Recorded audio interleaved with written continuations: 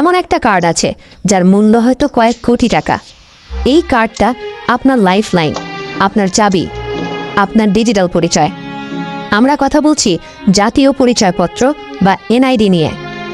বিশ্বাস করুন আর নাই করুন, বাংলাদেশে একজন নাগরিকের জন্য জাতীয় পরিচয়পত্র বা এনআইডি কেবল একটি কার্ড নয়, এটি দেশের আনুষ্ঠানিক অর্থনীতির 22 ধরনের অপরিহার্য সেবা পাওয়ার অনুমতিপত্র। ব্যাংক অ্যাকাউন্ট খোলা থেকে শুরু করে জমি ক্রয়, মোবাইল সিম রেজিস্ট্রেশন এবং সরকারি সুযোগ সুবিধা গ্রহণ, সব ক্ষেত্রেই এনআইডি হল প্রধান চাবিকাঠি।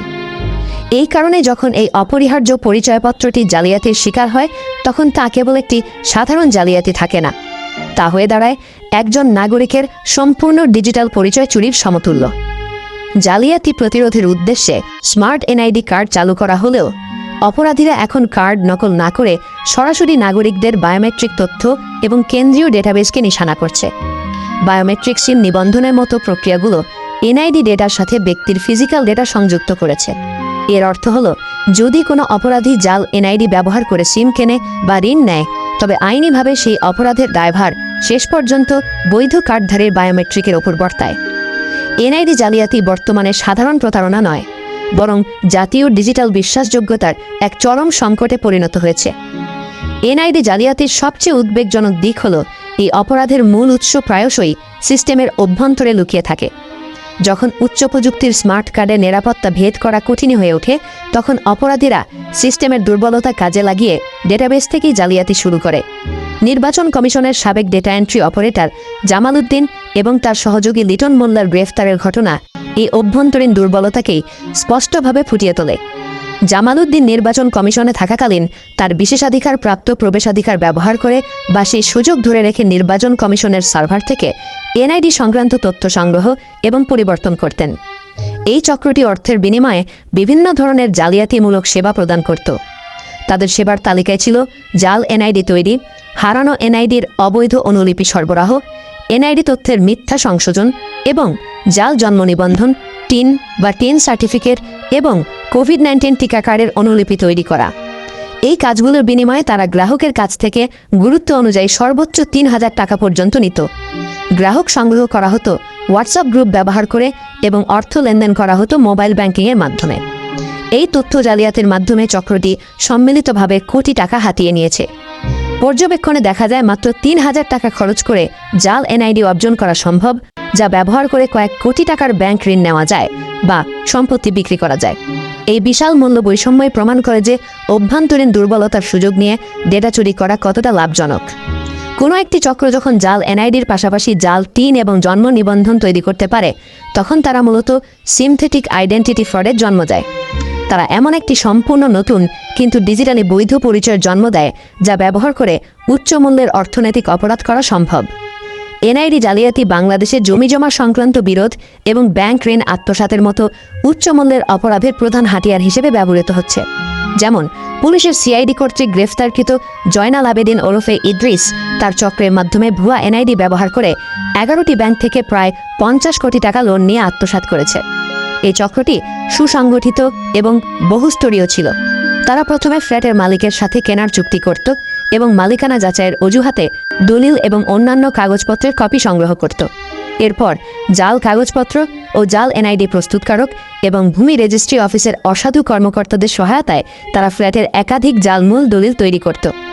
এই জাল দলিল এবং ভুয়া এনআইডি বা টিন নম্বর ব্যবহার করে তারা ব্যাংক ও আর্থিক প্রতিষ্ঠানের কতিপয় অসাধু কর্মকর্তার যোগসাজশে একই সম্পত্তি একাধিকবার মর্টগেজ রেখে কোটি কোটি টাকা আত্মসাৎ করত।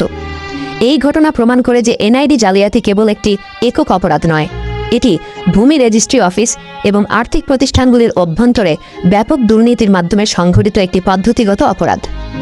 এছাড়াও ডেমরা ঢাকায় সংঘটিত আরেকটি ঘটনায় ভুয়া কাগজপত্র ও জাল এনআইডি ব্যবহার করে প্রতারক চক্র প্রায় 1 কোটি টাকার মূল্যের একটি বাড়ি বিক্রি করে দেয়। জমির দালাল অসহায় বৈধ উত্তরাধিকারীদের সরলতার সুযোগ নিয়ে তাদের দলিলপত্র সংগ্রহ করে। এরপর সে লোকাল একটি ব্যক্তিকে মৃত লিয়াকত আলীর প্রথম স্ত্রীর একমাত্র ছেলে ওয়ারিস সাজিয়ে তার নামে নকল এনআইডি তৈরি করে। এই ভুয়া পরিচয়পত্র ব্যবহার করে প্রতারক চক্র সম্পূর্ণ প্রতিষ্ঠানটি বিক্রি করে দেয়। ভুয়া এনআইডি এক্ষেত্রে আইনি ব্যবস্থাকে বাইপাস করে উত্তরাধিকার সম্পত্তি চুরির একটি শক্তিশালী অস্ত্র হিসেবে কাজ করে।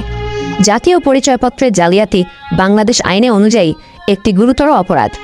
জাতীয় পরিচয় নিবন্ধন আইন 2010-কে যুগোপযোগী করে জাতীয় পরিচয় নিবন্ধন আইন 2023 প্রণয়ন করা হয়। এই আইন অনুযায়ী যদি কোনো ব্যক্তি জাতীয় পরিচয়পত্র জাল করেন বা জেনে বুঝে এমন জাল পরিচয়পত্র বহন করেন, তবে তিনি অপরাধী হিসেবে গণ্য হবেন। এই অপরাধের জন্য সর্বোচ্চ শাস্তি হল অনূর্ধ্ব 7 বছর কারাদণ্ড অথবা অনধিক 1 লক্ষ টাকা অর্থদণ্ড অথবা উভয় দণ্ডে দণ্ডিত হবেন। এছাড়াও কোনো নাগরিক যদি ইচ্ছাকৃত বা জ্ঞাতসারে একাধিক জাতীয় পরিচয়পত্র গ্রহণ করেন, তবে তিনি 1 বছর পর্যন্ত কারাদণ্ড বা 20,000 টাকা পর্যন্ত অর্থদণ্ড বা উভয় দণ্ডে দণ্ডিত হবেন। যদিও কারাদণ্ডের মেয়াদ গুরুতর 7 বছর, তবে 50 কোটি টাকার মতো বিশাল আর্থিক জালিয়াতিকে সমর্থন করার জন্য সর্বোচ্চ 1 লক্ষ টাকার আর্থিক জরিমানাটি যথেষ্ট দুর্বল হিসেবে বিবেচিত হতে পারে। এর ফলে বড় আকারের অর্থনৈতিক অপরাধের ক্ষেত্রে আর্থিক প্রভাব মোকাবেলা করার জন্য এনআইডি আইন প্রয়োগের পাশাপাশি মানি লন্ডারিং এবং সাধারণ জালিয়াতির মতো অতিরিক্ত চার্জ প্রয়োগ করা অপরিহার্য। এনআইডি জালিয়াতি মোকাবিলায় সরকার এবং নির্বাচন কমিশন 2টি স্তরে উন্নত নিরাপত্তা ব্যবস্থা গড়ে তুলেছে। স্মার্ট কার্ডের শারীরিক নিরাপত্তা এবং ডিজিটাল যাচাইয়ের জন্য অ্যাপ ভিত্তিক বায়োমেট্রিক প্রতিরক্ষা। 2016 সাল থেকে প্রবর্তিত স্মার্ট এনআইডি কার্ডে মাইক্রোচিপ রয়েছে এবং এতে মোট 25টি নিরাপত্তা বৈশিষ্ট্য সংযোজিত হয়েছে, যা 3টি ভিন্ন স্তরে বিভক্ত।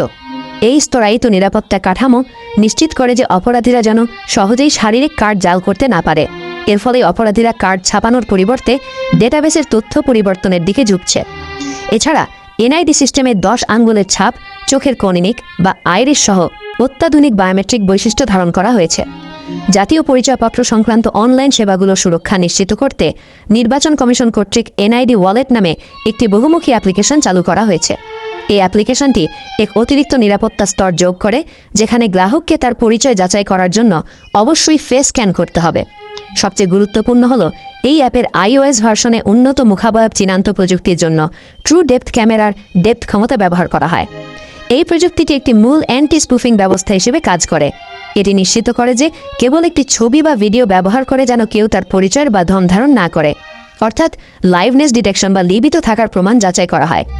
এই প্রযুক্তিগত উন্নতি প্রমাণ করে যে একটি গতিশীল রিয়েল টাইম বায়োমেট্রিক যাচাই ব্যবস্থার দিকে অগ্রসর হচ্ছে কর্তৃপক্ষ। এনআইডি জালিয়াতি থেকে নিরাপদ থাকার জন্য নাগরিকদের সর্বোচ্চ সতর্ক অবলম্বন করা জরুরি। সিস্টেমের দুর্বলতা কাজে লাগিয়ে অপরাধ সংঘটিত হওয়ায় ব্যক্তিগত ডেটা সুরক্ষার দায়িত্ব এখন প্রতিটি নাগরিকের। যেহেতু বায়োমেট্রিক সিম রেজিস্ট্রেশন এনআইডির সাথে সংযুক্ত, তাই নাগরিকের অবশ্যই যাচাই করা উচিত যে তার এনআইডি এবং বায়োমেট্রিকের অধীনে কতগুলো মোবাইল সিম নিবন্ধিত আছে।